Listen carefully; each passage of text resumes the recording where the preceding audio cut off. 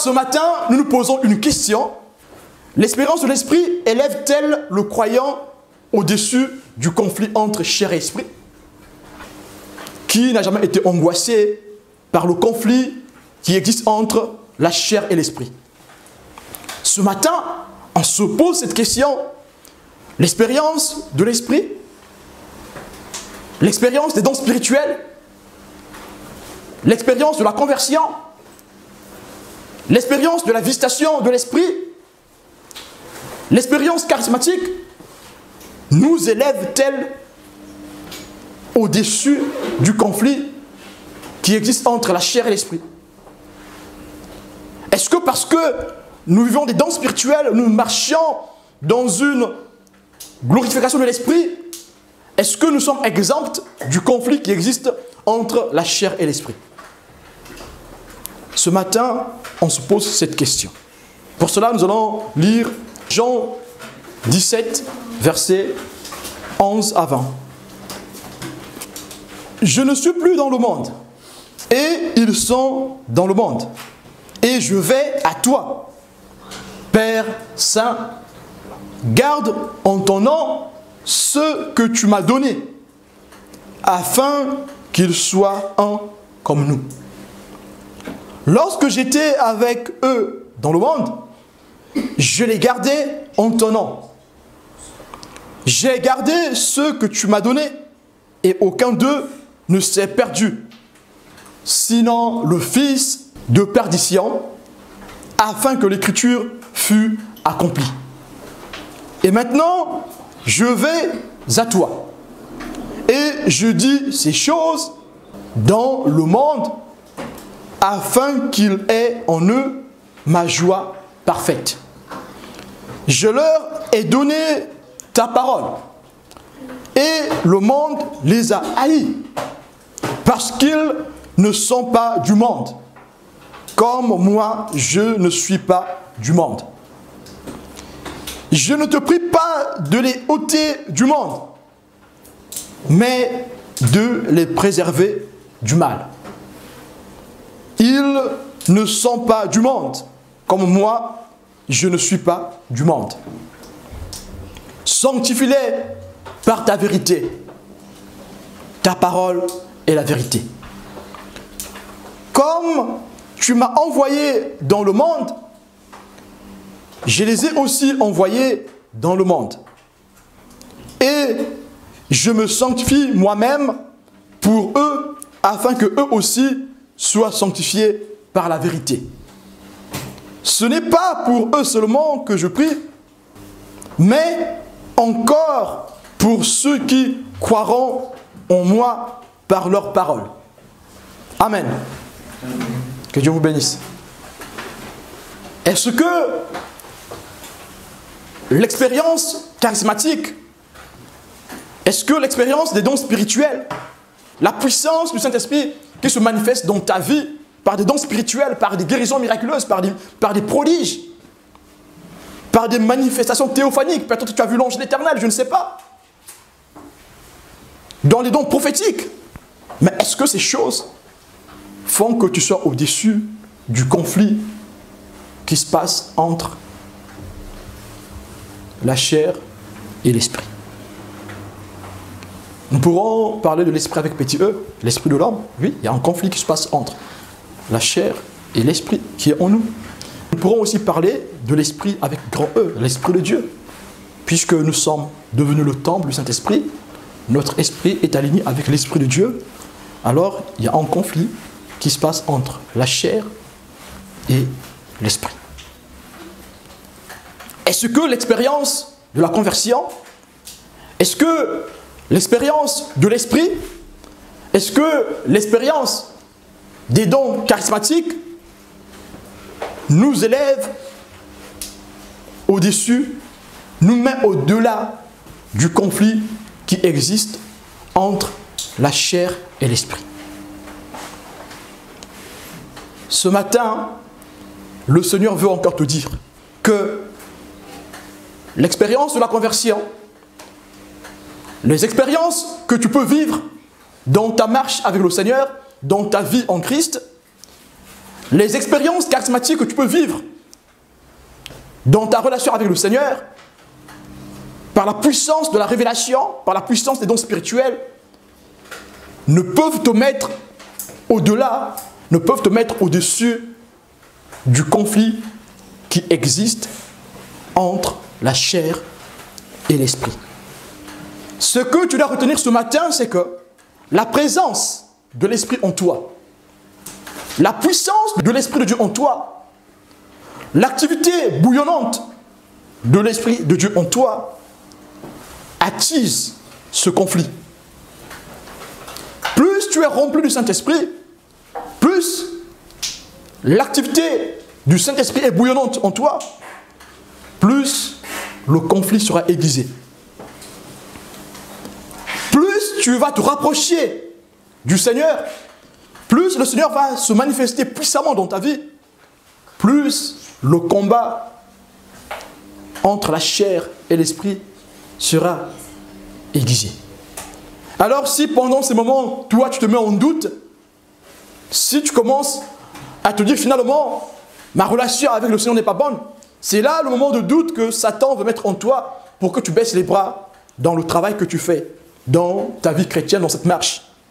Ce matin, mon frère, ma soeur, le Seigneur veut encore me dire ce matin, plus il y a l'adversité, plus le Seigneur est avec toi. Plus il y a l'adversité, plus il y a des épreuves, plus tu peux espérer au salut. Si tu es en Christ, tu veux mener une vie douce, sans épreuve, sans difficulté, sans souffrance, alors ce n'est pas la vie à laquelle nous sommes appelés. Nous avons l'exemple de Paul. Paul, le disciple du Christ, l'apôtre du Seigneur par avortant, qui vit des choses incroyables dans l'esprit. Nous voyons dans 2 Corinthiens 12, verset 2, Paul a été dans des sphères inimaginables, dans des atmosphères inimaginables. Paul a écouté des paroles ineffables, des paroles qu'on ne peut expliquer. Ce Paul qui a vécu avec puissance la révélation du Seigneur, dans toute sa splendeur, trouve ces choses comme étant secondaires par rapport à sa faiblesse devant le Seigneur. Alors, si toi, tes faiblesses te font peur, te font poser des questions sur ta réelle consécration, alors là, il y a un problème.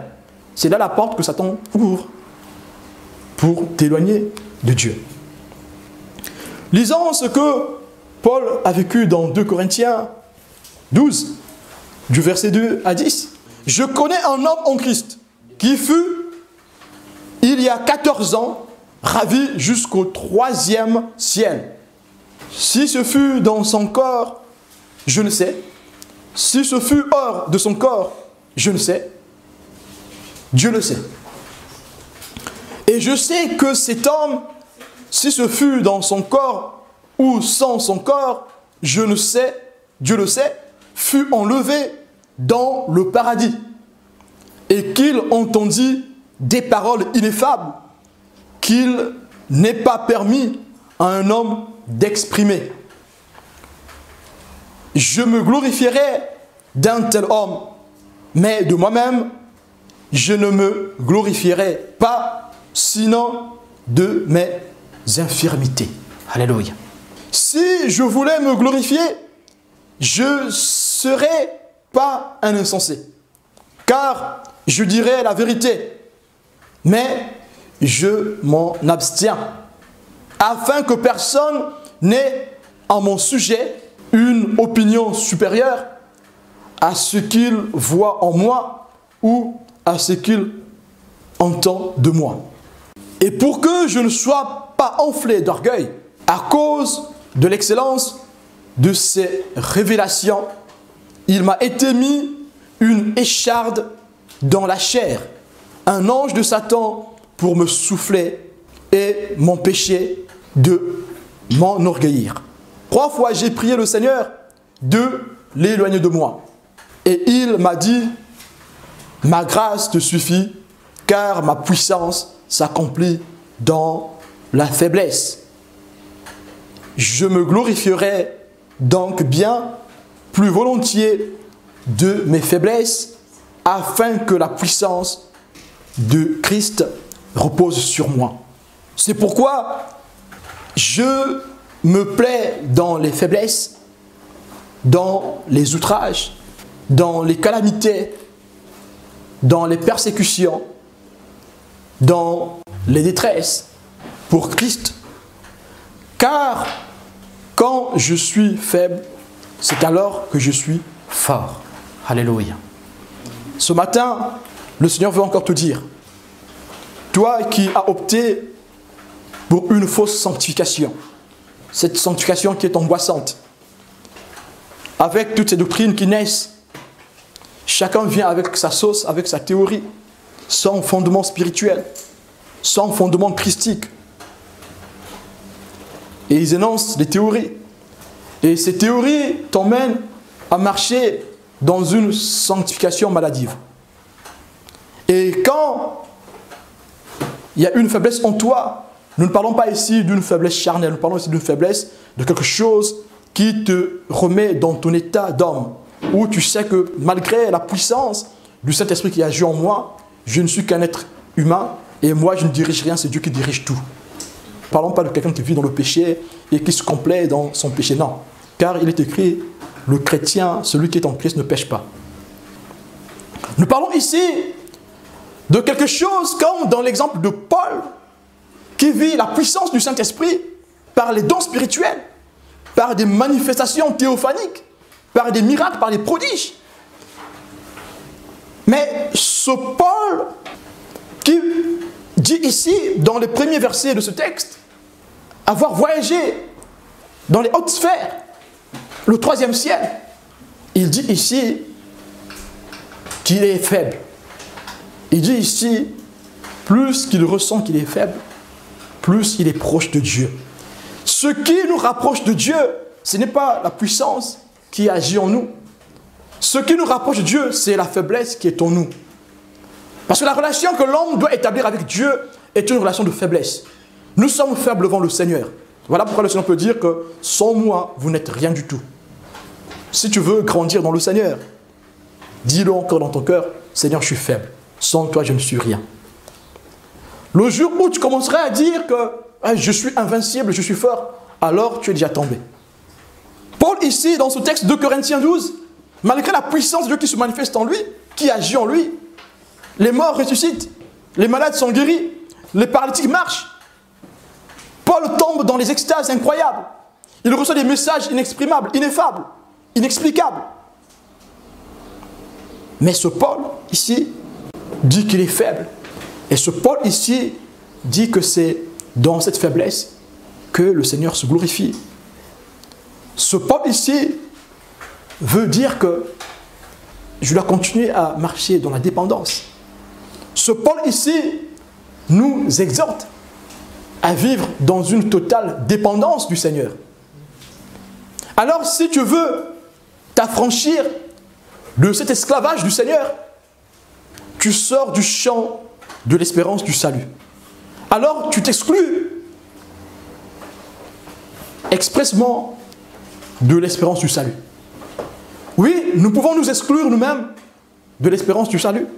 Celui qui commence maintenant à compter sur ses propres forces, alors s'exclut lui-même de l'espérance du salut.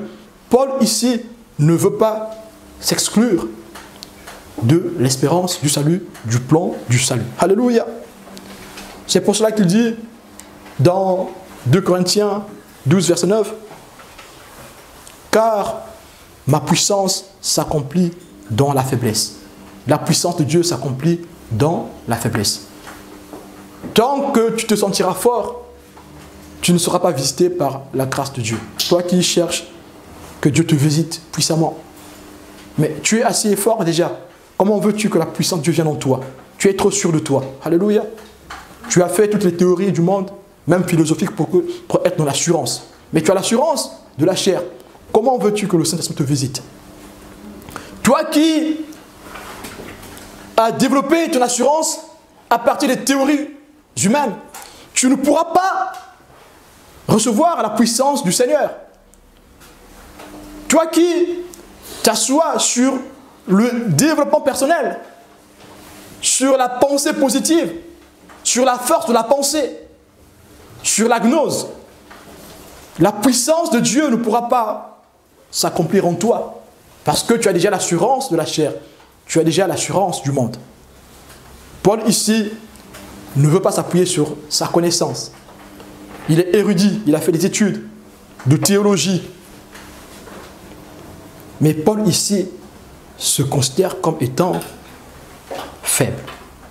Et Paul dit dans le verset 10, « Je me plais dans les faiblesses.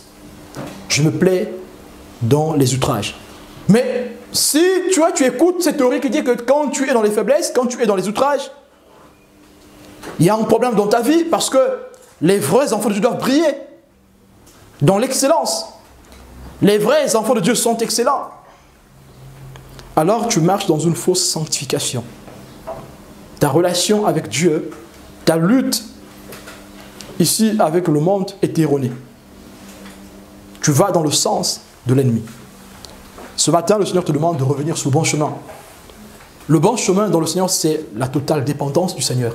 Alors, si tu dépends totalement du Seigneur, si tu t'abandonnes totalement au Seigneur, le Seigneur te visitera de façon puissante. Car ma puissance s'accomplit dans la faiblesse. Car la puissance de Dieu s'accomplira dans ta faiblesse. La puissance de Dieu s'accomplira dans ta vie quand tu reconnaîtras que tu n'es rien du tout. Qu'aucune théorie ne peut te sauver. Que seul Dieu qui puisse te sauver. Quand tu laisseras de côté, quand tu mettras de côté la pensée positive. C'est vrai que nous avons besoin de marquer notre foi. Nous verrons ce thème, si Dieu le veut, la semaine prochaine. Comment marquer notre foi. Mais marquer notre foi ici, il s'agit de la dépendance totale que nous avons dans le Seigneur. Et nous voyons que Paul ici, qui connaît des expériences sublimes, qui dit sortir de lui-même, aller dans le troisième ciel. Il dit, si c'est dans le corps, je ne sais pas, si c'est en esprit, je ne sais pas. Mais du moins, il est allé dans le troisième ciel. Il se considère comme faible, comme petit. Toi, comment te considères-tu dans le Seigneur? Est-ce que tu penses que parce que tu vis les dons spirituels, que tu es exempt de la faiblesse, de cette lutte qu'il y a entre la chair et l'esprit? Pour Paul, de telles expériences sont moins signifiantes que la reconnaissance de notre état devant le Seigneur. Pour Paul, ces expériences n'ont pas plus de signification que la relation de petitesse que nous devons garder devant le Seigneur. Que l'état, notre état que nous devons tout le temps reconnaître devant le Seigneur comme étant un état de faiblesse, un état d'infériorité. Nous sommes tout petits et Dieu est plus haut. Alléluia. Il est au-dessus de tout. Paul ici considère que le plus important, ce n'est pas les expériences qu'il vit. Paul considère ici que le plus important, c'est son expérience quotidienne de faiblesse devant le Seigneur. C'est ce que Paul considère. Quelle est son expérience quotidienne de faiblesse devant le Seigneur? Si tu veux grandir dans le Seigneur, ceux qui veulent être visités par le Saint-Esprit, ceux qui veulent être visités par la puissance de Dieu, ceux qui veulent que la puissance de Dieu s'accomplisse dans leur vie, ils ne doivent pas considérer plus leurs expériences que leur expérience quotidienne. Ce qui fait de nous des enfants de Dieu, c'est l'expérience quotidienne que nous gardons dans le Seigneur. C'est la solidité dans la relation que nous avons dans le Seigneur. C'est l'expérience quotidienne de faiblesse que nous avons devant le Seigneur. C'est l'expérience quotidienne de faiblesse qui nous rapproche de Dieu. Plus je me sens faible, plus je me rapproche de Dieu. Plus je me sens faible, plus je vais prier. plus je me sens faible, plus je veux implorer la grâce de Dieu. Plus je me sens faible, plus je vais plier le genou. Plus je me sens faible, plus je vais jeûner. Plus je me sens faible, plus je vais élever mes mains vers le ciel. Plus je me sens faible, plus je vais implorer la puissance du Saint-Esprit. Plus je me sens faible, plus je vais adresser des requêtes au Seigneur. Mais si tu es fort, tu diras, Dieu a tout accompli, je n'ai plus rien à faire. Dieu a tout accompli, moi je n'ai plus rien à faire. Parce que tu te sens fort. C'est une fausse idée de la vraie parole de Dieu. Oui, Dieu a tout accompli pour ceux qui se sentent faibles. Dieu a tout accompli pour ceux qui sont comme des enfants. Dites-moi, est-ce que les enfants ont une force pour se protéger? Les enfants, qu'est-ce qu'ils font? Ils comptent que sur leurs parents. Ils n'ont pas d'autre force. Voilà pourquoi nous devons être comme des enfants. Si Christ dit, ceux qui vont vers mon Père sont ceux qui sont comme les enfants, c'est parce que les enfants n'ont aucune force, n'ont aucune défense. Mais si toi, tu développes tes propres défenses pour voir le Seigneur, tu ne le verras pas. Et la puissance du Seigneur ne pourra pas agir dans ta vie.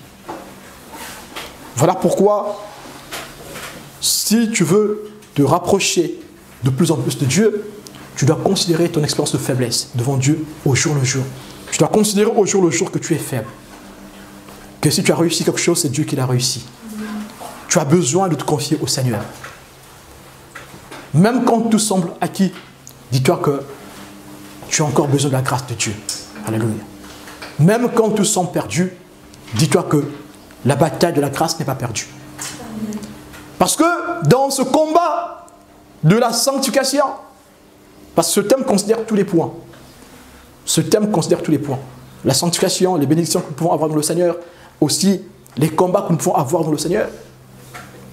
Parce que dans le conflit qui existe entre la chair et l'esprit, il n'y a pas que la sanctification qui rentre en compte. Il y a aussi notre marche chrétienne, la vie en Christ que nous pouvons avoir, aussi dans les choses que nous demandons au Seigneur, dans son accomplissement. Si tu veux que la puissance de Dieu soit effective dans ta vie, considère ton expérience quotidienne de faiblesse pour te rapprocher de plus en plus de Dieu. Et vous voyez ce que dit l'apôtre Paul dans 2 Corinthiens chapitre 13 versets 4 à 5. Il dit, car il a été crucifié à cause de sa faiblesse. Mais il vit par la puissance de Dieu. Nous aussi, nous sommes faibles en lui. Mais nous vivons avec lui par la puissance de Dieu pour agir envers vous. Examinez-vous vous-même pour savoir si vous êtes dans la foi. Éprouvez-vous vous-même. Ne reconnaissez-vous pas que Jésus-Christ est en vous? À moins peut-être que vous ne soyez réprouvés. Alléluia. C'est l'état de faiblesse du Christ qui l'a emmené à la résurrection. C'est notre état de faiblesse qui nous emmène à la visitation. Vous allez voir que la plupart des gens qui sont visités de façon puissante dans les dons spirituels, ce sont des gens qui sont faibles. Ce sont des gens qui sont effacés. Souvent, c'est des gens qui n'occupent pas l'espace. Parce qu'ils sont faibles. Ils sont comme ça parce qu'ils sont faibles. Et parce qu'ils sont faibles, le Seigneur peut les visiter. Parce que le Seigneur sait qu'ils ne pourront pas disputer la gloire avec lui. Paul dit ici, je ne peux me glorifier de ces expériences. Je préfère me sentir faible. Et dans cet état, le Seigneur a permis que Paul ait une faiblesse qui est physique. Paul peut se sentir faible. Alors toi, tu fais des jeûnes et prières pour que le Saint-Esprit te visite. Tu ne voles plus, tu ne triches plus, tu ne fais plus rien, tu ne critiques plus les gens. Mais quels sont les sentiments de ton cœur? Tu penses que si le Seigneur te visite de façon puissante, pourras-tu accorder toute cette puissance qui agit au Seigneur, ou tu vas essayer de prendre une partie pour toi? Voilà pourquoi Christ ici a été crucifié à cause de sa faiblesse. Mais il a été ressuscité à cause de la puissance de Dieu. Il faut que tu acceptes d'être crucifié toi aussi à cause de ta faiblesse. Comme ça, tu pourras vivre éternellement par la puissance du Dieu Tout-Puissant. Et comme nous l'avons lu dans Jean chapitre 17, dans la prière sacerdotale, qu'est-ce que dit le Christ? Je ne te prie pas de les ôter du monde, mais de les préserver du mal. Tu es chrétien, tu es chrétienne, tu es encore dans ce corps. Puisque tu es encore dans ce corps, la chair est encore là. Tu n'as pas encore vécu l'adoption du corps. Tu as vécu l'adoption de l'esprit. Puisque tu n'as pas encore vécu l'adoption du corps, alors tu seras toujours dans la lutte. Il y aura toujours une lutte entre la chair et l'esprit. Voilà pourquoi il dit, et le verset 19, il dit, et je me sanctifie moi-même pour eux, afin que eux aussi soient sanctifiés par la vérité. Le Christ s'est sanctifié pour nous, pour que nous aussi, nous soyons sanctifiés par la vérité. On voit la corrélation qui existe entre la sanctification du Christ et notre sanctification. La corrélation se fait par la parole de Dieu. Quel est le but de cette parole? Comment la parole de Dieu fait la corrélation entre la sanctification du Christ et notre sanctification? C'est la foi qui vient de la parole de Dieu. Et nous avons la réponse de la question qui a été posée au départ par ce texte. Le Seigneur ne veut pas que nous soyons ôtés du monde. Il veut que nous restions dans le monde encore pour le représenter, pour témoigner. Mais il veut aussi que nous ne soyons pas des gens qui marchent comme ceux du monde, tout en reconnaissant notre faiblesse. Puisque nous reconnaissons notre faiblesse, nous allons de façon continue faire confiance à Dieu. Et nous voyons ici que la sanctification qui tienne, c'est celle qui est associée à la confiance que nous avons au sacrifice expiatoire. Celui qui n'a pas confiance au sacrifice expiatoire ne pourra pas mener une réelle sanctification, ne pourra pas mener une réelle vie chrétienne. Sa vie sera une vie religieuse. Et nous verrons la différence tout de suite entre quelqu'un qui mène une vie religieuse et quelqu'un qui mène une vie christique, une vie centrée sur le Christ, une vie christocentrique. Voilà pourquoi, pour se considérer faible, pour se considérer réellement faible, si tu veux te considérer au jour le jour que tu es faible, il faut que tu t'appuies sur le sacrifice du Christ. Il faut que tu t'appuies sur la parole de Dieu. Alors là, quand le doute viendra, quand tu seras envahi par le doute, à cause de la faiblesse de la chair, à cause de la faiblesse de ton état, tu sauras que le combat n'est pas perdu. Tu sauras que plus il y a l'adversité, plus le Seigneur est là avec toi. Il y a quelqu'un un jour qui pose une question. Plus je me rapproche du Seigneur, plus les choses paraissent plus claires, plus le péché vient avec une puissance incroyable. Avant, cette personne n'avait pas ces choses. Mais plus cette personne se consacre à Dieu, plus le péché se présente à lui de façon puissante. Mais la victoire, c'est que plus ses yeux s'ouvrent pour voir comment le péché agit, plus le Seigneur l'élève, plus le Seigneur le protège de ces choses. Ne pense pas que parce que tu es dans le Seigneur, donc tout va couler comme l'eau douce. Mais non, plus la force du péché viendra se présenter avec insistance, plus Dieu sera avec toi. Plus les temps seront durs, plus la puissance de Dieu va se manifester. Et 2 Corinthiens chapitre 4 verset 7 dit, nous portons ce trésor dans les vases de terre afin que cette grande puissance soit attribuée à Dieu et non pas à nous. Voilà pourquoi cette faiblesse de Paul. Voilà pourquoi nous aussi, nous devons reconnaître notre état de faiblesse. Si nous étions aussi forts, alors on se partagerait cette gloire avec le Seigneur. Dis-moi aussi, j'ai quand même agi pour qu'il ait le miracle, j'ai aussi fait quelque chose. Mais non, nous n'avons rien fait du tout. Le Seigneur qui a fait toutes choses. Nous ne sommes que des vases de terre. Un vase de terre, si tu le lâches là, il se casse, il se brise. Donc, il n'est absolument rien. Celui qui est quelque chose, celui qui a mis la puissance dans le vase. C'est celui qui a utilisé ce vase. C'est celui qui a formé ce vase. Nous sommes des vases formés par le Seigneur. La contenance de ce que nous sommes, c'est le Seigneur lui-même. Et donc, c'est au Seigneur de se glorifier et nous allons. Et si nous avons une gloire à donner, c'est à Dieu que nous devons donner cette gloire. Alors, comme ce que Paul dit ici est exactement vrai, alors, si quelqu'un veut s'échapper de cette tension, c'est qu'il a un problème. Si tu veux t'échapper de la tension qui existe entre la chair et l'esprit, alors tu as un problème.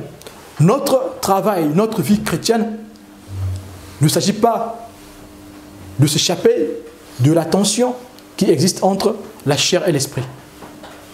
Si tu veux t'échapper de la tension qui existe entre la chair et l'esprit, si tu veux t'échapper du conflit qui existe entre la chair et l'esprit, alors tu as mal orienté ta lutte.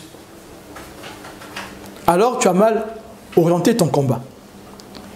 Le vrai combat ici ne s'agit pas de s'échapper du conflit qui existe entre la chair et l'esprit. Le conflit qui existe entre la chair et l'esprit est perpétuel. Tant que nous sommes dans ce corps, le combat, le conflit qui existe entre la chair et l'esprit sera là. Voilà pourquoi il n'y a aucune expérience spirituelle. Quelle que soit la suprématie de l'expérience que tu as vécue, tes expériences ne peuvent pas te faire échapper de la réalité du conflit. Beaucoup de personnes se sont éloignées de Dieu à cause de la suprématie des expériences qu'ils ont vécues. Et pourtant, ces personnes ont vécu des choses extraordinaires avec le Seigneur. Mais parce qu'ils ont manqué d'humilité, ils ont commencé à baisser les bras dans ce conflit. Ils ont cru qu'ils étaient infaillibles, invincibles, indestructibles, inclassables. Alors ils sont permis à tout. Parce qu'ils avaient la révélation de Dieu, parce que Dieu se manifestait avec puissance. Il n'y a pas d'expérience suprême qui exempte le croyant de la réalité du conflit. Aucune expérience ne peut nous retrancher, ne peut nous mettre au-dessus du conflit qui existe entre la chair et l'esprit. Peu importe tes expériences, tu es appelé à prendre en compte ce conflit. Et ce conflit ne s'arrêtera pas. Alors, quand ce conflit est intense, sache que le Seigneur est avec toi. Ne baisse pas les bras quand le conflit est intense. Beaucoup des enfants de Dieu ont baissé les bras quand ils ont vu que le conflit était intense. Ils ont essayé de faire quelque chose, ça n'a pas marché. Ils ont refait, ils ont fait des jeûnes, ils ont tout fait. Ça n'a pas marché. Ils ont baissé les bras, ils ont dit, mais finalement, je ne suis pas encore dans le Seigneur, je ne suis pas encore converti. Mais non, il suffit de résister à l'épreuve. Mais non, le Seigneur est avec toi. Il suffit seulement que tu continues à lui faire confiance. La confiance que nous avons dans le Seigneur est perpétuelle, continuelle. Et nous devons la voir de façon continue. Si à un certain moment tu t'arrêtes, alors ce n'est pas le Seigneur qui a perdu, c'est toi qui as perdu.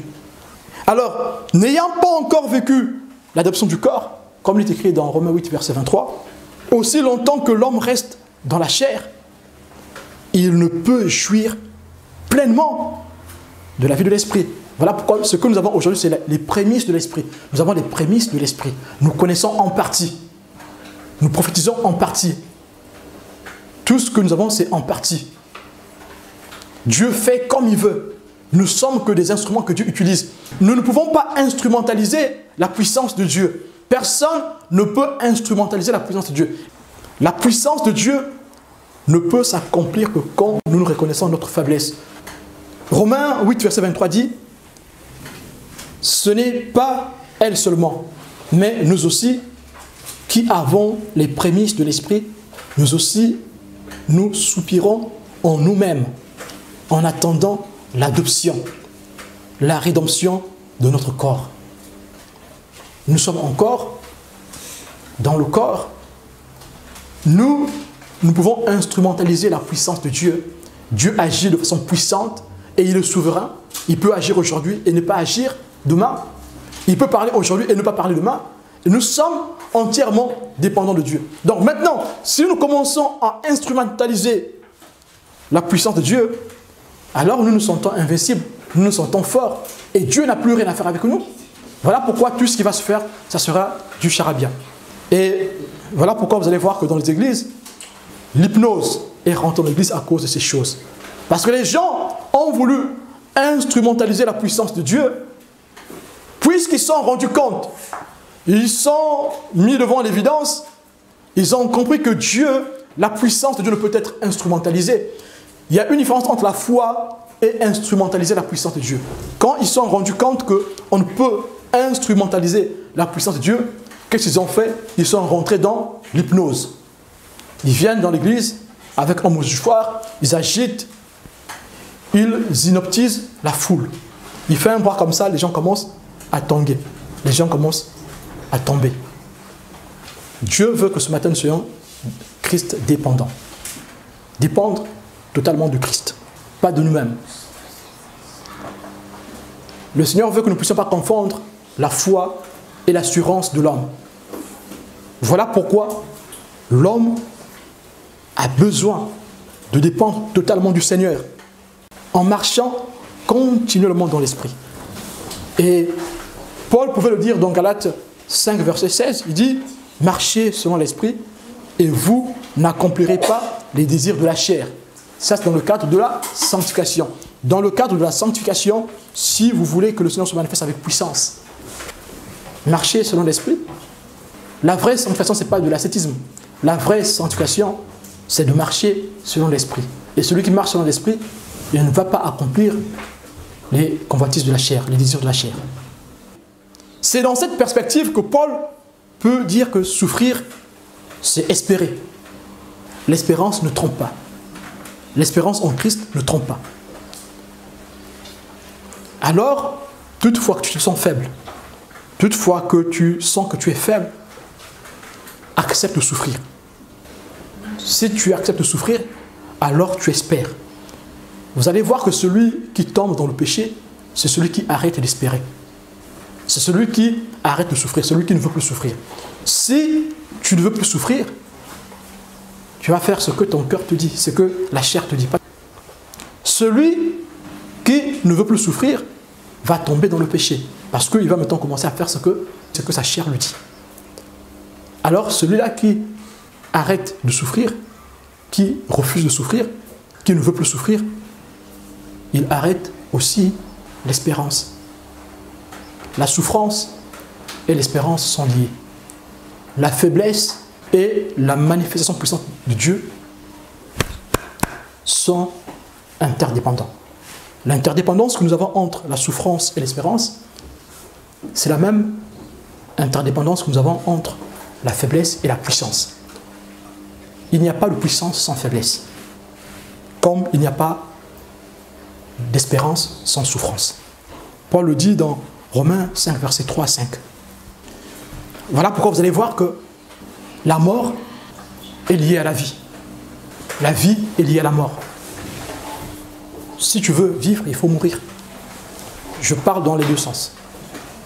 Celui qui veut vivre la vie éternelle, il doit accepter de mourir. Christ, pour sauver l'humanité, il fallait qu'il meure.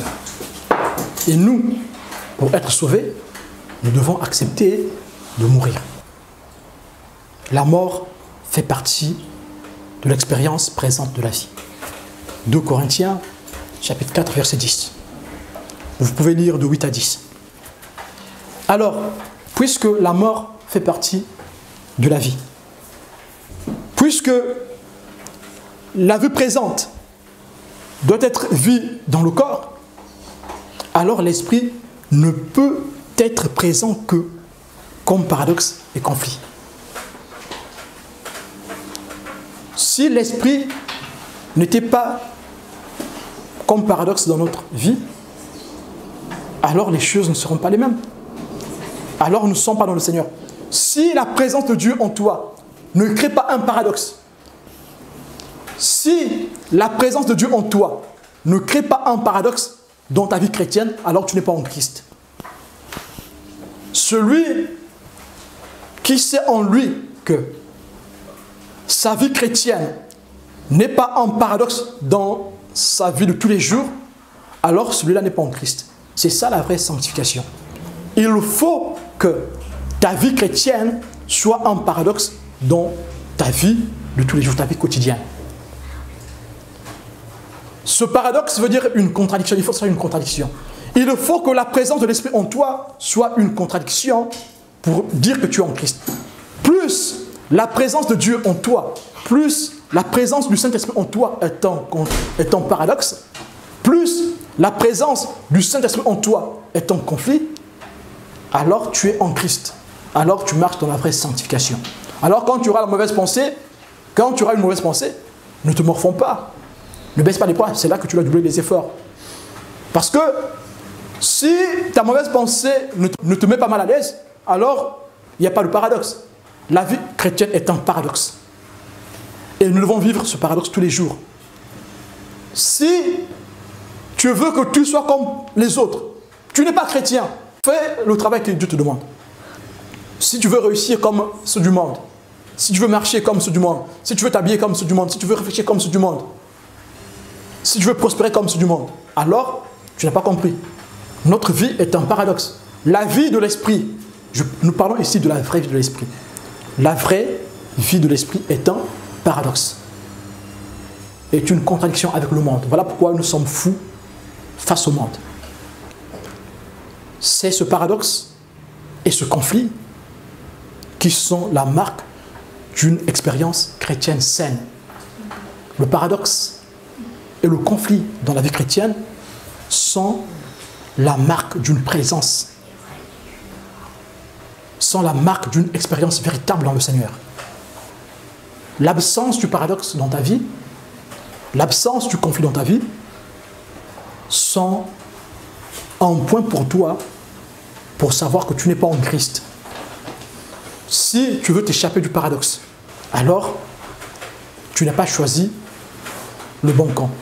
Et aujourd'hui, les doctrines nous enseignent, beaucoup des doctrines enseignent l'Église de s'échapper du paradoxe et du conflit. La sanctification, ce n'est pas s'échapper du paradoxe et du conflit.